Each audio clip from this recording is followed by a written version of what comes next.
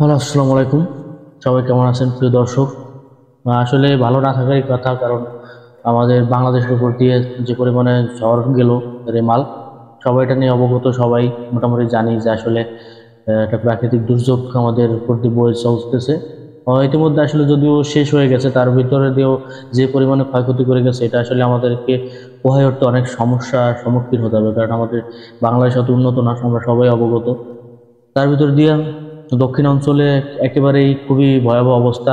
বরিশালের দক্ষিণ অঞ্চলে, আমার বাড়িও যদি বরিশাল, সবাই মোটামুটি জানেন, কিন্তু আমাদের বাড়ি বরিশালের উত্তর সাইডে। আমাদের দিকে একটু ক্ষয়ক্ষতি কম হলেও দক্ষিণে ভোলা, পটুয়াখালী, তারপর সাতক্ষীরা, এইসব জায়গা, তারপর বাগেরহাট, দক্ষিণাঞ্চল মোটামুটি একদম খুবই মানে বিধ্বস্ত অবস্থা করে রেখে গেছে। আমি যতটুকু দেখলাম, খবরে দেখলাম, খুবই খারাপ অবস্থা। প্রায় 3 দিন যাবত যে বৃষ্টি হচ্ছে, এতে কারেন্ট নাই, তো যোগাযোগ ব্যবস্থা একেবারেই নাই। যেমন আমি আমার গ্রামের বাড়িতে, আমি এখন পর্যন্ত ফোন দিয়ে কাল রাতে একটু কথা বলতে পারছিলাম, তাও কথা স্পষ্ট বোঝা যায় না। আজকে সারাদিন আমি কল পাই নাই। তার ভেতরে মোটামুটি আসলে খোঁজখবর নিয়ে জানতেছি যে তেমন মোটামুটি ক্ষয়ক্ষতি হয় নাই আমাদের গ্রামে। কিন্তু বরিশালের দক্ষিণাঞ্চলে ভোলা, পটুয়াখালী, এদিকে প্রচুর পরিমাণে ক্ষয়ক্ষতি হয়েছে। আমি যেটা দেখলাম, আসলে প্রচুর পরিমাণে রাস্তাঘাট ভেঙে চুরে একদম আহ, বড় বড় ঘের তলায় গেছে, মানে খুবই খারাপ অবস্থা। প্রায় 2 লাখ মানুষ সরাসরি একদম ক্ষতিগ্রস্ত হয়েছে, সরাসরি 2 লাখ মানুষ ক্ষতিগ্রস্ত হয়েছে। আসলে এদের জন্য আসলে খুবই কষ্ট হয়, আসলে খুবই কষ্টকর। আসলে কি, কোথা থেকে আসেন, কিরকম কি বন্যায় ক্ষতি হলেন, আসলে কমেন্টের মাধ্যমে জানাবেন। আসলে খুবই খারাপ লাগতেছে, আসলেই খুবই খারাপ। আমাদের বাংলাদেশটা এত উন্নত না যে আমরা এটা খুব তাড়াতাড়ি আসলে এটার মোকাবিলা করতে পারবো, আমাদের অনেক সময় লাগবে। তারপর যারা দক্ষিণ অঞ্চলে থাকে, এদের তো প্রচুর পরিমাণে কষ্ট। যেমন মাঝে মাঝে বিপর্যয় পড়ে, মাঝে মাঝে কিন্তু দুর্যোগ, এরকম ঝড় আঘাত আনে। আর আমাদের বঙ্গোপসাগরে বেশিরভাগ ঝড়েই কিন্তু বঙ্গোপসাগরে উৎপাদন হয়, একদম ওখান থেকে সৃষ্টি হয়। তারপর দেখেন, আমাদের কিন্তু কপাল অনেক ভালো, আমাদেরকে আল্লাহ তাল্লাহ যত দুর্যোগ দিয়েছে, আবার একটা সুন্দরবন দিয়েছে।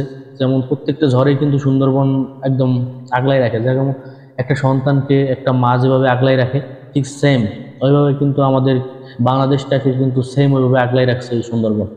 যে পরিমাণে আঘাত হানার কথা ছিল, যদি সুন্দরবন না থাকতো, তাহলে হয়তো বা বিশাল আরো বড় ধরনের ক্ষতি হইতো। আসলে আমরা যারা ছোটবেলা দেখছি সিডর, আমরা সিডরটা দেখছি, আয়লা দেখছি, সিডরটা কিন্তু প্রচুর পরিমাণে মারাত্মক।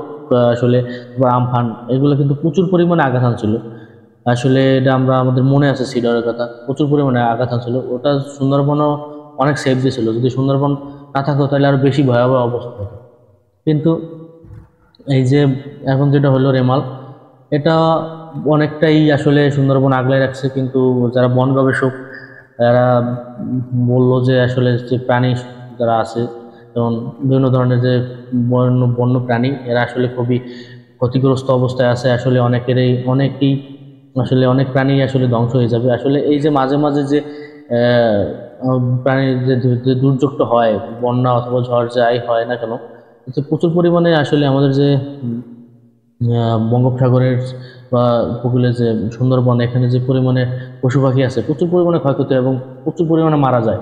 তারপর আবার গাছ কাটে, বা সুন্দরবনে গিয়ে গাছ কেটে কেটে ফেলে, এখানে এরকম ঘটনাও ঘটে। আসলে এই কারণে বন বিভাগ যেটা দেখলাম আজকে বলল যে গাছ লাগাইতে বললো। আসলে উচিত, আসলে সুন্দরবনে গাছ না কেটে আরো প্রচুর পরিমাণে গাছ লাগানো উচিত।